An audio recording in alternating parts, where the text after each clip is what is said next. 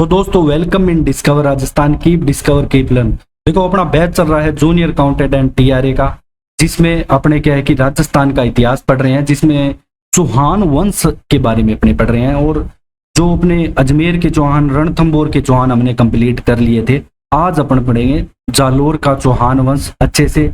और आपके ये राजस्थान का जहाँ भी जीके आ रहा है तो वहाँ सब एग्जाम में आपके काम आने वाला है। मेनली अपना ये जूनियर अकाउंटेंट के अकॉर्डिंग सिलेबस से अपने करवा रहे हैं। अब देखो जालोर के जो चौहान है दोस्तों, इनका स्थापना कौन करता है, सबसे पहले आपको ये याद होना चाहिए। तो कीर्तिपाल चौहान आते हैं, इनके से 1181 ईस्वी में स्थापना की जाती है जालोर के चौहान वंश की। तो ये याद रखना है आपको कि 1181 ईस्वी में जालोर के चौहान वंश की स्थापना की जाती है। अब जालोर को है ना कई नामों से जाना जाता था। प्राचीन समय में जाबालीपुर भी कहा जाता था। अगर हम बिजोलिया प्रशस्ति की बात करें तो कोई ये कहता है, कोई कहता है कि महर्षि जबाली की कर्म भूमि होने के कारण इन्हें जालोर कहा जाता था, और कोई इसे जाल वृक्ष के कारण जालोर कहता था, ऐसा माना जाता है। मेन इसमें आपको ये याद रखना है कि चौहान वंश की स्थापना कीर्तिपाल चौहान करते हैं 1181 ईस्वी में। अब आपको ये जालोर दुर्ग दिख रहा होगा सुंदर सा। अब जो जालोर दुर्ग है दोस्तों, इसके अन्य नाम है, तो ये थोड़ा डिफरेंस लेके चलना। स्वर्णगिरी तो जैसलमेर वाले को कहते हैं, लेकिन सुवर्णगिरी किसे कहते हैं, जालोर दुर्ग को कहते हैं। और सोनारगढ़ जैसलमेर वाले को कहते हैं, सोनगढ़ किसे कहते हैं, जालोर दुर्ग को कहते हैं। कांचनगिरी किसे कहते हैं, जालोर दुर्ग को कहते हैं। तो इसके तीनों नाम आपको याद होने चाहिए, सुवर्णगिरी, सोनगढ़ और कांचनगिरी। अब कीर्तिपाल जो चौहान थे, इन्होंने उपाधि धारण की थी किट्टू एक महान राजा। अब ये उपाधि किसने दी थी, ये देते हैं मोहनोत नैन सिंह। अब मोहनोत नैन सिंह को कहा जाता है राजस्थान का अबुल फजल भी कहा जाता है। अब इसके उत्तराधिकारी की मैं बात करूं दोस्तों, तो इसका उत्तराधिकारी आता है समर सिंह। कौन, समर सिंह इसका उत्तराधिकारी। अब दोस्तों जो कीर्तिपाल का उत्तराधिकारी आता है समर सिंह, अब इसने भी यहाँ पे कुछ विकास कार्य कराया। ये भी प्रतापी शासक था, यहाँ पे प्राचीर बनवाई, किले की कोषागार बनवाया, शस्त्रागार बनाया, हथियार रखने वाला। और समर सिंह गुजरात के जो भीमदेव द्वितीय है, उसे अपनी पुत्री लीला देवी का भी विवाह किया। जो गुजरात के शासक आते हैं भीमदेव द्वितीय, उनके समय के, उनकी अपनी पुत्री का विवाह, लीला देवी का विवाह उनके साथ किया, भीमदेव द्वितीय के साथ। अब नेक्स्ट आते हैं जो शासक, इनके बाद उदय सिंह आते हैं। उदय सिंह का शासनकाल यहाँ पे दोस्तों रहता है 1205 ईस्वी से 1257 ईस्वी के मध्य। ये क्या करते हैं कि अपने जालोर का राज्य विस्तार करते हैं, और इल्तुतमिश के आधिपत्य वाले मंडोर व नाडोल है, इसको हस्तगत करते हैं, पुनः लेते हैं। और गुजरात के लवण प्रसाद को भी ये परास्त करते हैं उदय सिंह। और गोडवार और मेवाड़ के भागों पर भी अपना आधिपत्य स्थापित करते हैं। तो उदय सिंह भी यहाँ पे प्रतापी शासक रहते हैं। फिर बात करते हैं अपने किसकी, चाचिक देव की। चाचिक देव का दोस्तों आता है 1257 से 1282 ईस्वी के मध्य शासनकाल। उपाधि ये धारण करते हैं कौन सी, महाराजाधिराज की। और जो नसीरुद्दीन और महमूद है, नसीरुद्दीन महमूद और बलबन दो शासक हैं, ये इनके समकालिक थे, लेकिन इन्होंने कभी भी है ना चाचिक देव पर आक्रमण करने का साहस ही नहीं किया। ठीक है, कभी भी इन्होंने साहस ही नहीं किया कि आक्रमण करें। ये भी प्रतापी शासक थे। फिर बात करते हैं दोस्तों सामंत सिंह की। सामंत सिंह का यहाँ पे शासनकाल आता है 1282 से 1305 ईस्वी तक। इनके शासनकाल में जो जलालुद्दीन खिलजी है 1291 में सांचौर तक आया था, लेकिन सारंग देव बघेला की मदद से उसे आगे बढ़ने से रोकने में सफल रहा। मतलब जलालुद्दीन इतना सफल नहीं हो पाया कहीं भी। अब अपने बात करेंगे दोस्तों कानड़ देव के बारे में। मेन यही है, अब जो युद्ध होगा इनके बीच में होगा, मेन यही है। कानड़ देव जो है ये बहुत प्रतापी शासक थे। 1305 से 1311 ईस्वी इनका शासनकाल रहता है। और जालोर के चौहान शासकों में सर्वाधिक शक्तिशाली शासक है ना कानड़ देवी बताए जाते हैं।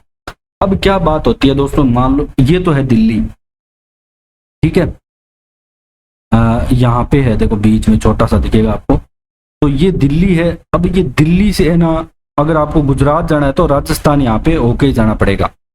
अब यहाँ से क्या हुआ कि दोस्तों अलाउद्दीन खिलजी ने अपने सेनापति को भेजा सोमनाथ मंदिर को लूटने के लिए। तो इनका काम तो यही था, मंदिरों को तोड़ देना, लूटना। अब यहाँ पे क्या होता है कि यहाँ से गुजरते टाइम जो मेवाड़ के शासक होते हैं समर सिंह, उनका एक सेनापति आता है निम्बा। ठीक है। अब निम्बा क्या करता है कि यहाँ पे उनसे कर वसूलता है यहाँ से जाने का, ठीक है। अब मान लो यहाँ पे ये जो भी लूटपाट करते हैं, फिर वापस ये इसी रास्ते से नहीं जाते, ये कहते हैं कि यहाँ तो पहले लग गए, फिर ये जालोर के साइड से जाते हैं, ठीक है। अब जालोर के साइड से एंट्री मारते हैं तो इधर क्या करता है कि जो कानड़ देव होता है, फिर इनसे जो मूर्ति वगैरह जो इन्होंने लूटी छीन लेता है, जो भी सारी चीजें और भी इनसे अन्य कर लेके इनको यहाँ से फिर जाने देता है दिल्ली की ओर। कुल मिला के बात ये है। तो तब एक तो युद्ध का कारण ये माना जाता है कि इन्होंने इनके जो भी अभियान है इन्होंने बाधा पहुंचाई, और भी अन्य कारण है जो अपने पढ़ते हैं आगे। अब 1305 में क्या होता है कि इसी मान लो ये पंगा हुआ ना, तो फिर दिल्ली के ने का जो सुल्तान है अलाउद्दीन खिलजी, ये इसका सेनापति आता है कौन, एन उल मुल्क मुल्तानी, इसको भेजता है पूरी सेना के साथ। लेकिन इसकी यहाँ पे संधि हो जाती है कानड़ देव के साथ। अब संधि होने के बाद ये इसका जो पुत्र होता है वीरमदेव, कौन, कानड़ देव का पुत्र वीरमदेव, ये दिल्ली दरबार में जाता है। अब दिल्ली दरबार इनके कहाँ सूट कर रहा था, ठीक है, इनकी विचारधारा यहाँ पे नहीं मिल रही थी, ठीक है, और ये हिंदू शासकों के विरुद्ध था अलाउद्दीन खिलजी। और इसकी एक अलाउद्दीन की पुत्री आती है फिरोजा। अब ये अब वीरमदेव वहां गया तो फिरोजा को ये पसंद आ गया, तो एक जो फिरोजा भी बोलती कि मैं इसके साथ शादी करना चाहती हूँ, तो लेकिन कानड़ देव इस चीज को एक्सेप्ट नहीं करता है, ठीक है। एक ये कारण भी बताया जाता है युद्ध का। तो ये यहाँ पे एक बार तो 1305 में संधि हो गई। फिर बाद में क्या होता है कि सेम वही बात लिखी कि अलाउद्दीन खिलजी की आती है, फिरोजा वीरमदेव से विवाह करना चाहती थी, कानड़ देव ने जो प्रस्ताव है ठुकराया। और जो फरिश्ता है ना, ये लिखता है कि अलाउद्दीन खिलजी ने हिंदू शासकों की शक्ति को चुनौती दी थी कि तुम्हारे में कितना दम है, रोक सको तो रोक लो। लेकिन फिर बात आती है दोस्तों 1308 ईस्वी की।